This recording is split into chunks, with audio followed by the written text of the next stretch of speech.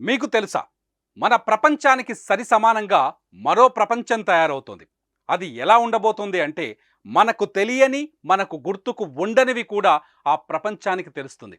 మన మనసులోని ఒక ఊహని కూడా ఆ ప్రపంచంలో ఒక చిత్రంగా గీయొచ్చు. మన మెదడులోని ఆలోచనని ఆ ప్రపంచంలో ఒక వస్తువుగా మార్చేయవచ్చు. అసాధ్యం అన్నదే తెలియని ఆ ప్రపంచం మన ముంగిట్లోనే ఉంది. ఇంతకీ ఆ ప్రపంచం ఏంటి అంటారా? Artificial intelligence. ముకుందా జ్యువెలర్స్ తెలంగాణలో మొట్టమొదటి ఫ్యాక్టరీ అవుట్లెట్ మన కొత్తపేటలో ఫిబ్రవరి 14న గొప్ప శుభారంభం.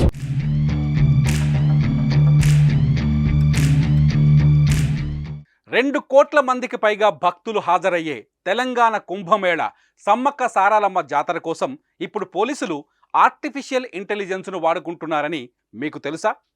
జాతరలో ఎటువంటి అవాంఛనీయ సంఘటనలు జరగకుండా, జాతరలో ఎలాంటి అసాంఘిక శక్తులు చొరబడకుండా ఉండేందుకు పోలీసులు ఈ టెక్నాలజీని వాడుతున్నారు.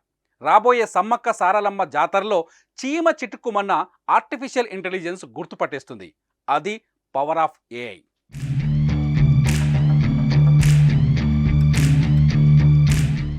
ఏఐ సెలబ్రేటింగ్ ది ఫ్యూచర్ పేరుతో Hyderabad software enterprises association, software technology parks of India సారథ్యంలో హెచ్ఐసిసిలో 31వ నేషనల్ సమిట్ అవార్డ్స్ సమిట్ జరిగింది.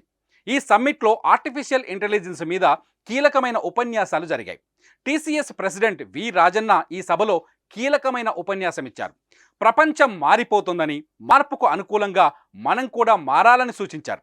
2026 నాటికి దేశంలో 10 లక్షల మంది ఆర్టిఫిషియల్ ఇంటెలిజెన్స్ నిపుణులు అవసరమవుతారని చెప్పుకొచ్చారు. దేశంలోని వివిధ సంస్థలతో పాటు ప్రభుత్వాలు కూడా ఏఐని ఉపయోగించుకోవడంలో ముందుంటాయని చెప్పుకొచ్చారు.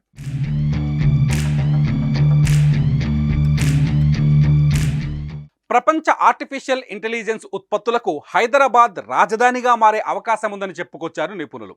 ఉత్పత్తి రంగంలో సమర్థత, ఉత్పత్తి పెంపుదల, ఖర్చు నియంత్రణ వంటి అంశాలను ఏఐ కంట్రోల్ చేయబోతుందని చెప్పుకొచ్చారు. ఆఖరికి వ్యవసాయంలో పంట దిగుబడిని పెంచడానికి కూడా ఆర్టిఫిషియల్ ఇంటెలిజెన్స్ అవసరం ఏర్పడుతుందని చెప్పుకొచ్చారు. వ్యాపార విధానాలు మారినప్పుడు, సరికొత్త సాంకేతికతలు వచ్చినప్పుడు సంస్థలకు ఎన్నో అవకాశాలు వస్తాయని, ఇందుకు అనుగుణంగా పెట్టుబడులు పెట్టేందుకు ముందుకు వస్తున్నాయని చెప్పుకొచ్చారు. ఉద్యోగులు కూడా కొత్త టెక్నాలజీ వైపు మారేందుకు తమ నైపుణ్యాలను పెంచుకునేందుకు సిద్ధంగా ఉండాలని సూచించారు. ఆర్టిఫిషియల్ ఇంటెలిజెన్స్ యుగం దూసుకొస్తున్న ప్రస్తుత పరిస్థితుల్లో నిపుణుల అభివృద్ధికి, మానవ వనరులను పెంచుకోవడానికి ఐటీ సంస్థలు కూడా కృషి చేయాలని సూచించారు తెలంగాణ ఐటీ శాఖ ముఖ్య కార్యదర్శి జయేష్ రంజన్. ఇంజనీరింగ్ కాలేజీల్లో 4వ ఏడాది చదువుతున్న విద్యార్థులకు ఐటీ సంస్థలు కొన్ని నెలల పాటు ఇంటర్న్షిప్ ఇవ్వాలని సూచించారు. ఇందుకోసం ప్రభుత్వం కూడా చర్యలు తీసుకుంటుందని చెప్పుకొచ్చారు.